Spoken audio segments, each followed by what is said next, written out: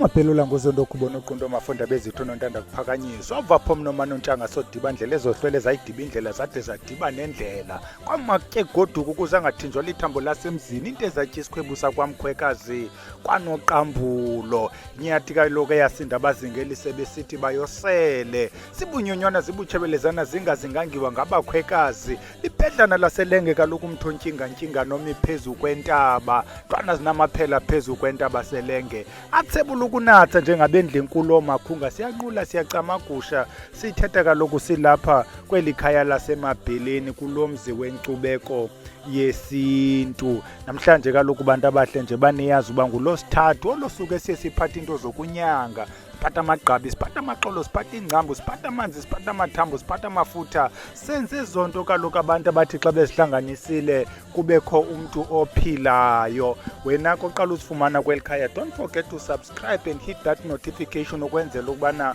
ungaphinde ube usaphuncukana nelibhelele sabata namhlanje kaloku nje basesitshilo ukuba nalusuku lwamayeza siphethe kaloku into eliyeza kuba kaloku iyanyanga the reason siphethe le topic namhlanje ngeligaqa size nalo we want to diffuse le problem ikhoyo particularly xa kuthakwa apho uzawubona abantu sebezawuphele ngoku besitya nepoison ngenxa yokubana kaloku la magama sibiza igama kanti lithetha into enoba poisonous ukuyichaza ke namhlanje siphethe lento kuthiwa nguZamlandela sabona xa kuthakwa kuthi ufaka uZamlandela uphalaze ufaka uZamlandela usele ufaka uZamlandela uhlambe zibe ezi Zamlandela zininzi ungayazi ke ngoku nalomuntu ukuthakelayo mhlawumbi naye uthathe kweyakhe ikona noba bayambuza abantu angakwazi ubaphendula kuba naye kaloku lo mthako ubile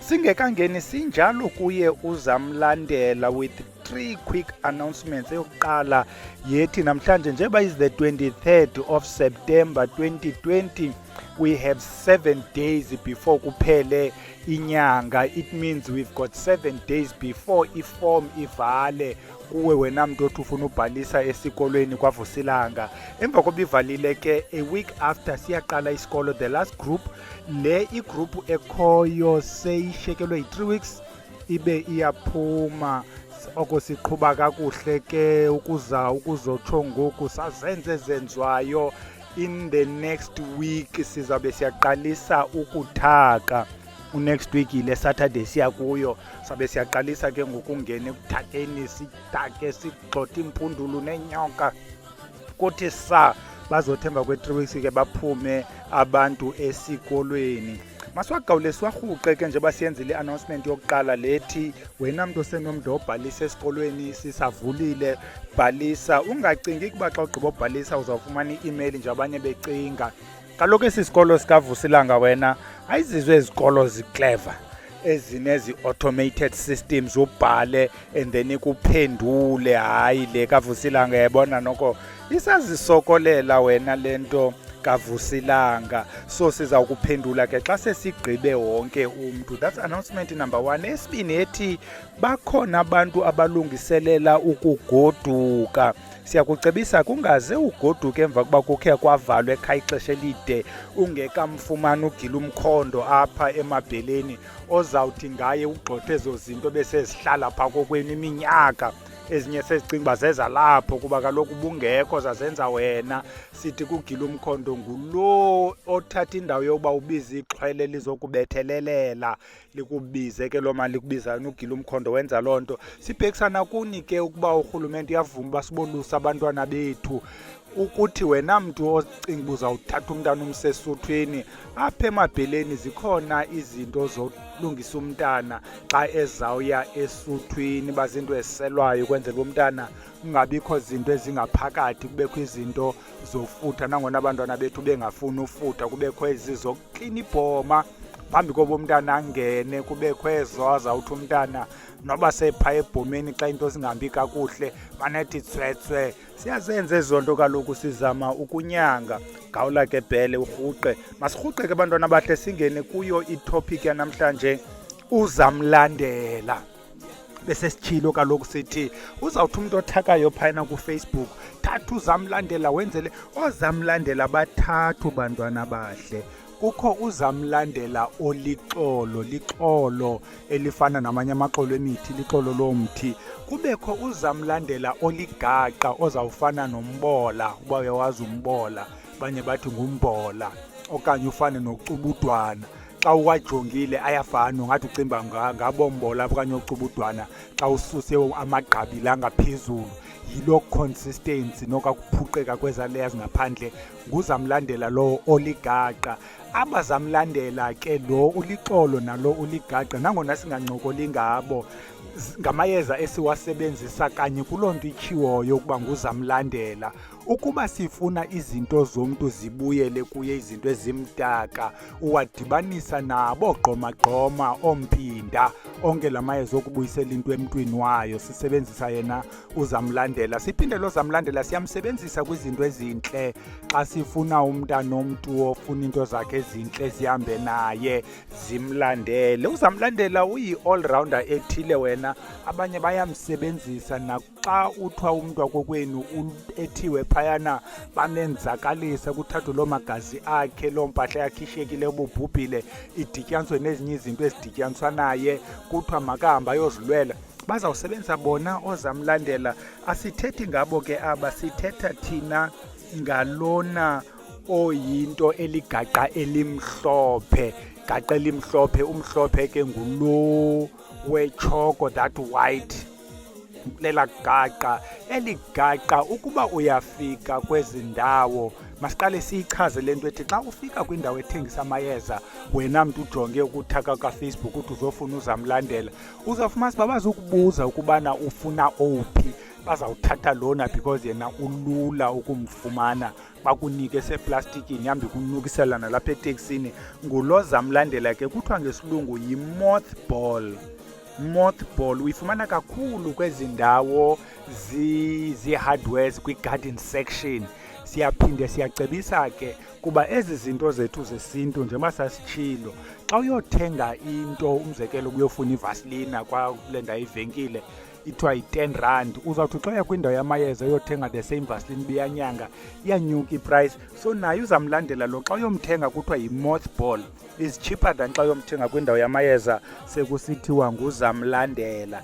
Yiyo ke i-mothball leligaqa linukayo, kwezinye indawo fike lifakwe apha ezitoilet, nuka apha ezitoilet, but ungalohluli nezinye zezanto zifakwa ezitoilet. Naligaqa eli-round eliba sezitoilet kwezinye, not zonke balisebenzisa ikakhulu abantu abamhlophe to kill i-moth lena itya ifiber, fakwe phaa ukwenza uba the larvae okanye ilava yaloo moth okanye the moth itself ingabi namandla. Iphinde le mothball abantu abamhlophe bayisebenzise kwezi zinto sizichazayo phambi koba singene kuzo. Ukuba uyoyifuna le mothball, umzekelo kwezi venkile, ii-grocery stores, uzayithi xa ufika ngelinye ixesha kuzawuthiwa mothball, ngenye ixesha kubhalwe its chemical ingredient, because what is active kula mothball into ekuthiwa yi-naphthalene. Naphthalene yiyo eyona active ingredient, is flammable ke mntana omhle i-mothball, just like i-camphor block. Andithi i-camphor block nayo once uqhitha umlilo uyithi iba ngulo mlilo omhle, nayo i-mothball is flammable.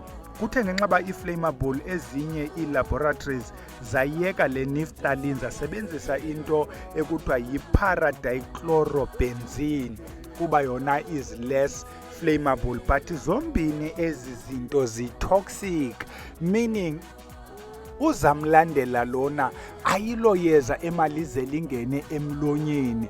Uzawuthi umntu udibanisa ufaka uZamlandela uphalaze, you are killing yourself. Le nto is kuthiwa yintoni, carcinogen ngesixhosa, yinto ebanga ikhensa.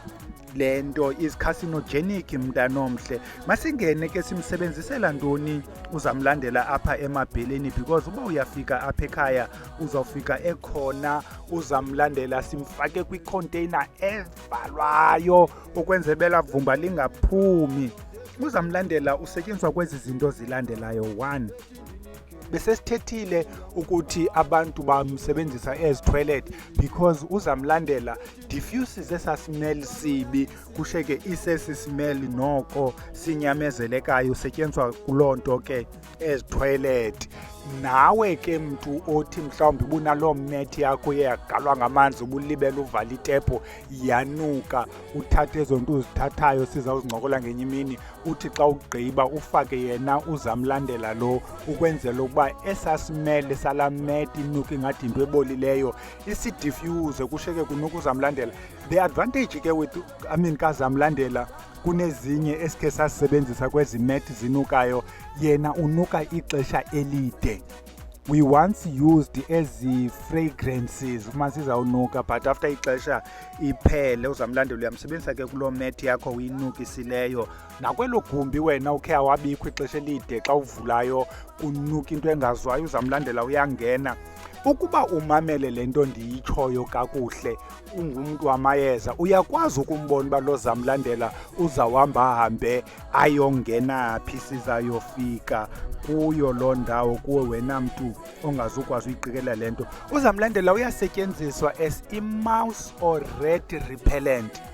Wena mntu othi unengxaki yempuku sakhe sancokola kaloku ngezimpuku zithunywayo manza lento ayompuku lento lena yinto ezothutha indaba into ethunyiweyo lento yayibona neendlebe ezithi ngathi xa uthethayo lento ingathi isondele izokumamelisisa lento ithunyiweyo.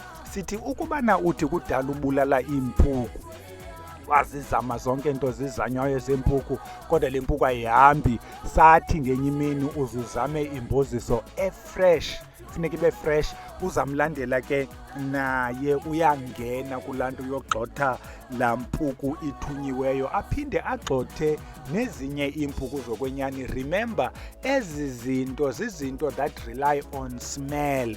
Ismell sesisiyiguidayo to le ndawo enokutya sesi ihamba ngomzila waso. Uzawufumana siba impuku ihamba ngomzila omnye itreka laa mzila wala michamo ibihamba ishiya kwezi ntsuku. So uZamlandela ufrustrated the trail yesasmell ibe confused ke ngoku le nto iqoba apha kwabhele hayi ndimkile ibe imke ngolo hlobo. Sithetha ngazo ke impuku sithetha ngeemoles intuku. Thatha la magaqa kaZamlandela uwafake phaa kulaa ndawo le ntuku uyomba kuyo. Qha ke ngoku apho iza kudika khona le mpuku izawuyeka kule ndawo yogrumba kwenye indawo ufake uzame yogrumba kwenye indawo uzawuphela ke ngoku wena unguloo mntu uleqana nale mpuku ubhele doesn't care ukuba ndithenga boZamlandela ube grumba apho ndiyafaka iyo grumba kwenye ndiyafaka. Xa udinwa intuku soze ndinwe mna kube kugxothana nayo intuku. Kuphinde le Zamlandela bayamsebenzisa as a repellent ye-bats. Uzawufumana siba umzekelo phaa kokwenu ukuba ninendawana ebunto engazwayo andiyazi lona gama limnandi lichaza le nto ukuba nakhile phaa kwenu kwakho loo ndawo ibuveranda but evalekileyo nide ngenye imini nibeke nee-tools kuloo ndawo niphumle phaa xa kushushu. Xa uthi sekukho ngoku ii-bats ecaba ziyakhela apha kuthiwa yintoni i-bat ndilibele ngeli gama lebhet lizawubuya kodwa zona ezo bets beka uZamlandela uyayigxotha laa nto ingaphinde ibuye. Abantu ke abamhlophe they swear ngoZamlandela this mothball ukuthi kufuneka ibe khona apha around ikhaya ukwenzela ukuba ikugxothele iinyoka bayisebenzise snake repellent. Even though ke abanye abantu bathi hey is not effective but if you count the number yabantu abathi effective umntu athi oko ndenza le nto ndaphumla ezinyokeni. Thatha ke nawe ukuba uthi udina kumane ugalile idizili ukhe uthi sasa uZamlandela the only problem kozawuba nayo le nto iya evaporate apha phandle emoyeni uyigqibela unayo xa usithi emva kwexesha iphelile. But you'll notice ukuthi yona will be a cheaper option than i-diesel kuba nayo i-diesel will do the same thing emva kwexesha nayo iya evaporate ube uthenge ilitha ngaloo mali ininzi. Zama ke uZamlandela oomama ke xa behuva kwezi zindlu zabo zineemet kule mizi kutyiwa kamnandi ubomba kutyiwa kamnandi apha batya ii-meatballs batya i-bull brand banayo imet bayahuva.